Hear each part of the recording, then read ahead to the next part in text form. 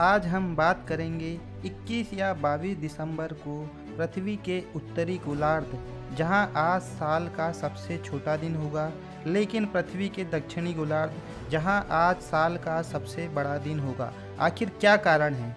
दोस्तों, सेम यही परिस्थिति 21 या 22 जून को आती है, लेकिन इसके विपरीत होता है।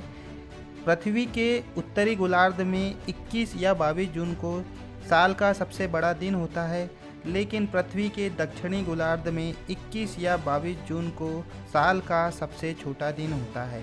आखिर क्या कारण है, इसकी वजह के बारे में जानेंगे दोस्तों। साथ ही हम जानेंगे कि अपसौर रेखा, उपसौर रेखा तथा एप्साइड रेखा किसे कहते हैं। दोस्तों, साथ ही हम बात करेंगे पृथ्वी की गतियों के बारे में। लीप वर्ष कैसे बनता है, जो 366 दिनों का होता है। पृथ्वी के ध्रुवों पर 6 महीने का दिन और रात होने का क्या कारण है। दोस्तों, हम बात करेंगे कि भारतवर्ष में 14 या 15 जनवरी को क्यों मनाया जाता है मकर संक्रांति का त्यौहार। क्या यह भी सूर्य से संबंधित है। दोस्तों, इन सभी तथ्यों के बारे में आइए जानते हैं। आइए दोस्तों, बात करते हैं 21 जून की। तो दोस्तों, आपको याद रखना है कि 21 जून को सबसे बड़ा दिन हो यह आवश्यक नहीं। 20 जून, 21 जून या 22 जून, ये इन तीनों दिनों के बीच किसी भी दिन यह हो सकता है कि जब सूर्य की किरण कर्क रेखा पर लंबवत पड़ती है, तो इसके फलस्वरूप पृथ्वी का जो उत्तरी गोलार्ध होता है वहाँ सबसे बड़ा दिन होता है। अर्थात पृथ्वी का जो उत्तरी गोलार्ध है वह सूर्य की तरफ पूरी तरह से झुका हुआ रहता है, या ये भी कह सकते हैं कि 23.5 अक्षांश पर झुका रहता है, और तब यहाँ गर्मी का मौसम होता है। तो दोस्तों, उत्तरी गोलार्ध में इस समय गर्मी का मौसम होता है, लेकिन पृथ्वी का जो दक्षिणी गोलार्ध है वहाँ सूर्य की जो किरणें हैं वह तिरछी पड़ती है, जिस वजह से यहाँ पर रात बड़ी होती है और दिन छोटा होता है, और गर्मी कम होने से यहाँ पर ठंड का मौसम रहता है।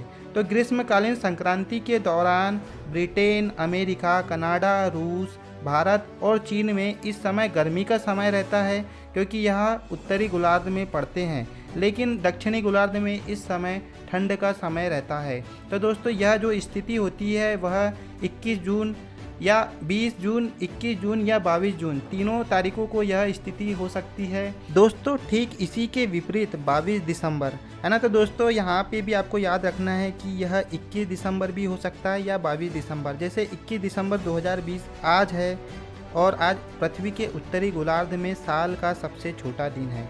तो दोस्तों, बात करते हैं 21 या 22 दिसंबर की। तो 22 दिसंबर को सूर्य की किरण मकर रेखा पर लंबवत पड़ती है, जिस वजह से दक्षिणी गोलार्ध में इस समय ग्रीष्म ऋतु होती है, और यहाँ पर दिन बड़े होंगे और रातें छोटी होगी। जैसे दोस्तों, अभी ऑस्ट्रेलिया में आज दिन बड़ा होगा और आज रात छोटी होगी, जबकि इस समय उत्तरी गोलार्ध में सूर्य की किरण तिरछी पड़ती है, जिस वजह से यहाँ दिन छोटा होगा और रात बड़ी होगी। साथ ही यहाँ शीत ऋतु भी होगी। इसे शीतकालीन संक्रांति या विंटर सोलेस्टियस भी कहते हैं। शीतकालीन संक्रांति के दौरान ऑस्ट्रेलिया, अर्जेंटीना, चिली, न्यूजीलैंड और दक्षिण अफ्रीका में इस समय गर्मियों का समय रहता है, क्योंकि यह दक्षिणी गोलार्ध में पड़ता है और यहाँ वर्ष का सबसे लंबा दिन होता है। दोस्तों, इस समय पृथ्वी के उत्तरी गोलार्ध में साल का सबसे छोटा दिन होगा, और भारत भी पृथ्वी के उत्तरी गोलार्ध में है, तो यहाँ पर आज साल का सबसे छोटा दिन होगा। तो दोस्तों, आपको 22 दिसंबर या 21 दिसंबर को यह बात याद रखनी है कि साल का सबसे छोटा दिन उत्तरी गोलार्ध में होगा, लेकिन साल का सबसे बड़ा दिन दक्षिणी गोलार्ध में होगा। दोस्तों, आइए बात करते हैं अपसौर रेखा या एफिलियन रेखा की। तो पृथ्वी की कक्षा में वह स्थिति जब पृथ्वी और सूर्य के बीच सर्वाधिक दूरी होती है, उसे अपसौर की स्थिति कहते हैं। यह स्थिति 4 जुलाई को बनती है, और इस स्थिति में पृथ्वी व सूर्य के मध्य की दूरी 15.21 करोड़ किलोमीटर होती है। इस दौरान सामान्य से 7% कम सौर विकिरण पृथ्वी पर प्राप्त होती है। अपसौर की स्थिति उत्तरी गोलार्ध में ग्रीष्म ऋतु की तीव्रता को कम करती है, तथा दक्षिणी गोलार्ध में शीत या सर्दी ऋतु की तीव्रता को बढ़ाती है। दोस्तों आइए बात करते हैं उपसौर या पेरिहिलियन रेखा की। तो पृथ्वी की कक्षा में वह स्थान जहां सूर्य तथा पृथ्वी के बीच सबसे कम दूरी होती है उपसौर या पेरिहिलियन की स्थिति कहते हैं। उपसौर के दौरान सूर्य और पृथ्वी के बीच 14.7 करोड़ किलोमीटर की दूरी होती है। इस दौरान 7% अधिक सौर विकिरण पृथ्वी पर प्राप्त होती है। उपसौर की स्थिति उत्तरी गोलार्ध में सर्दियों की तीव्रता को कम कर देती है और यह दक्षिणी गोलार्ध में ग्रीष्म ऋतु की तीव्रता को बढ़ाती है। उपसौर की जो स्थिति होती है दोस्तों 3 जनवरी को बनती है। तो आपको याद रखना है कि अपसौर की जो स्थिति होती है वह 4 जुलाई को और उपसौर की जो स्थिति होती है वह 3 जनवरी को बनती है। दोस्तों साथ ही आपको याद रखना है कि उपसौर तथा अपसौर की जो स्थिति है वह उत्तरी गोलार्ध के मौसम परिस्थितियों के पक्ष में होती है और भारत भी उत्तरी गोलार्ध में स्थित है। अतः यहाँ उपसौर तथा अपसौर की स्थिति जो है वह भारत की जो मौसम है उसके पक्ष में होती है। दोस्तों आइए बात करते हैं पृथ्वी की गतियों के बारे में। तो पृथ्वी की गतियाँ 2 प्रकार की होती है, घूर्णन गति और परिक्रमण गति। तो दोस्तों जो है घूर्णन जिसे परिभ्रमण या रोटेशन के नाम से जाना जाता है, तो पृथ्वी द्वारा अपनी धुरी के चारों ओर की जाने वाली गति को घूर्णन गति कहते हैं। और दोस्तों हमारी पृथ्वी पश्चिम से पूर्व की ओर गति करती है।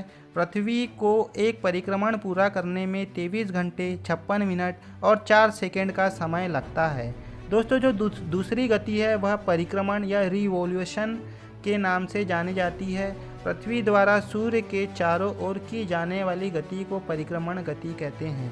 पृथ्वी को एक परिक्रमण पूरा करने में 365 दिन तथा 6 घंटे का समय लगता है। ये 6 घंटे 4 वर्षों तक जोड़े जाते हैं तथा जिससे एक अतिरिक्त दिन का निर्माण होता है जिसे लीप वर्ष में जोड़ा जाता है। तो दोस्तों आपको याद रखना है कि जो लीप वर्ष होता है वह 366 दिनों का होता है, जबकि सामान्य वर्ष 365 दिन के होते हैं। तो जो ये 1 दिन की वृद्धि होती है लीप वर्ष में, उसका कारण है कि पृथ्वी द्वारा जो परिक्रमा की जाती है वह 365 दिन और 6 घंटे, तो 4 वर्षों बाद एक अतिरिक्त दिन बढ़ जाता है और यह लीप वर्ष में जोड़ा जाता है। दोस्तों आइए जानते हैं कि पृथ्वी के उत्तरी ध्रुव और दक्षिणी ध्रुव में 6 महीने के दिन और 6 महीने की रातें क्यों होती है। दोस्तों इस चित्र के माध्यम से आप समझ सकते हैं कि 22 सितंबर से 20 मार्च के बीच जो पृथ्वी का उत्तरी ध्रुव है वहां पर सूर्य का प्रकाश नहीं पहुंच पाता, लेकिन जो पृथ्वी का दक्षिणी ध्रुव है वहां पे सूर्य का प्रकाश पहुंच पाता है। इसलिए 22 सितंबर से 20 मार्च के बीच में जो पृथ्वी का उत्तरी ध्रुव है वहां 6 महीने की रातें होती है और दक्षिणी ध्रुव पर 6 महीने के दिन होते हैं। इसके विपरीत दोस्तों 20 मार्च से 22 सितंबर के बीच जो पृथ्वी का उत्तरी ध्रुव है वहाँ पे सूर्य का प्रकाश पहुँचने लगता है। तो 20 मार्च से 22 सितंबर के बीच पृथ्वी के उत्तरी ध्रुव में 6 महीने के दिन होते हैं, लेकिन दक्षिणी ध्रुव में सूर्य का प्रकाश नहीं पहुँच पाता। तो 20 मार्च से 22 सितंबर के बीच जो पृथ्वी का दक्षिणी गोलार्ध है वहाँ 6 महीने की रातें होती है। दोस्तों भारत में मकर संक्रांति 14 से 15 जनवरी को इसलिए मनाई जाती है क्योंकि इस समय सूर्य का प्रकाश उत्तरी गोलार्ध पर बढ़ने लगता है। दोस्तों इस चित्र के माध्यम से आप समझ सकते हैं कि 22 सितंबर से 20 मार्च के बीच जो पृथ्वी का उत्तरी ध्रुव है वहाँ पर सूर्य का प्रकाश बहुत कम मात्रा में पहुँचता है और यहाँ 6 महीने की रातें होती है। लेकिन जनवरी के आते आते जो उत्तरी गोलार्ध है या उत्तरी ध्रुव वहाँ पर सूर्य का प्रकाश बढ़ने लगता है और भारतवर्ष की परंपरा के अनुसार सूर्य एक रोशनी, ताकत और ज्ञान का प्रतीक होता है और यह भारतवर्ष के लोगों को अंधेरे से रोशनी की तरफ बढ़ने की प्रेरणा देता है। दोस्तों आप भी जानते हैं कि भारत में पर्यावरण संतुलन के लिए सूर्य के प्रकाश का क्या महत्व है। भारत में कई प्रकार की खाद्यान्न फसल उगाई जा सकती है, लेकिन ठंडे देशों में ये सब नहीं हो पाता। कुछ देशों को तो मांस खाकर अपना जीवन यापन करना पड़ता है। इसलिए दोस्तों यहाँ भगवान की तरह सूर्य को पूजा जाता है। दोस्तों अब 2 प्रश्न आपके लिए भी। आपको बताना है कि एप्साइड रेखा किसे कहते हैं और पृथ्वी पर कौन से ऐसे देश है जहां पर 6 महीने के दिन और 6 महीने की रातें होती हैं। दोस्तों, यदि आपको मेरा वीडियो अच्छा लगा हो, आप मेरे चैनल से नए जुड़े हैं, तो कृपया मेरे वीडियो को लाइक, शेयर और कमेंट करें। धन्यवाद दोस्तों। जय हिंद, जय भारत, वंदे मातरम।